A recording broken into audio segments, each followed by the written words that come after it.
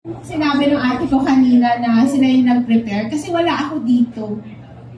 Kasi nasa ibang lugar ako. So, nung nag-decide kaming, alam niyo yung story na iba, nag-decide kami magpakasal, lahat yung mga kapatid ko ang nag-asikaso, pumili ng venue, dito nga yung reception, pero sa baba, dati sa garden. Tapos, sila pumili lahat, as in food tasting. Tapos, nag-deja vu kami. Kasi ito rin, nung nagpe-prepare kami, wala rin ako dito, nasa Hong Kong. So, ate ko pa rin, yung mga ate ko, sabi nga ni Sis Itchel, ang sarap na may ate. Kasi sila pa rin ang nag-asikaso lahat. Kasama siya yung mga anak namin this time.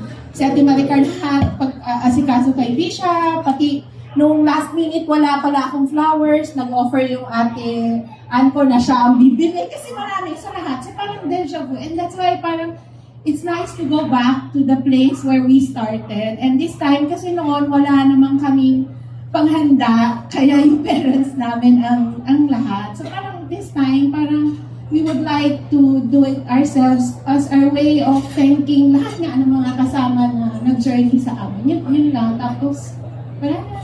Nalimutan ako eh. Tama lang. Wala pa. Siyempre, yung mga... Kasi lahat ng bisita are special. Lahat ng bisita are special. Lahat kayo inimbitahan namin kasi naging special kayo sa amin. So, thank you for the prayers and the support and the love. And we hope that this is not the last time na makikita Next year ulit. Tapos, syempre, thank you kay Larry. Lagi ko nga sinasabi sa kanya paulit-ulit. Thank you kasi lahat ng gusto ko binibigay na. Parang wala nang away. Kahit hindi ka buwan. Alam ko kahit na hindi sa kanya yung ganitong malakihang handa, pero lahat binibigay niya. So thank you. And yung blessing, yung sinabi ni Bishop kanina, kaya ako naiyak kasi naalala ko yung mami ko all throughout, pati daddy ko, kasi all throughout the wedding that time, imagine I was only 20, ang daddy ko umiiyak all throughout. Because siguro hindi niya alam what's in store para sa amin. Now, Hindi dahil ako yung mapapakasal.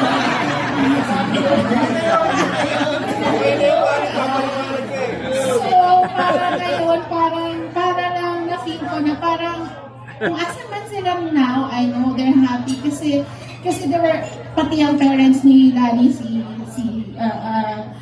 Tatay Tony at saka Nanay Yuning, and then Mommy and Daddy, kasi, sabi nga, diba, it takes a village to raise a child, but I think it really takes a village to raise marriage, diba? Kasi talagang, struggle yon, mahirap, hindi naman kami perfect, and then, but because of our parents, because of the support of our family, auntie ko, and my sisters, and lahat ng, and yung sa side niya, tapos our friends, diba? And by the grace of God, kaya together, sabi nga, if there's one secret, talaga si Lord.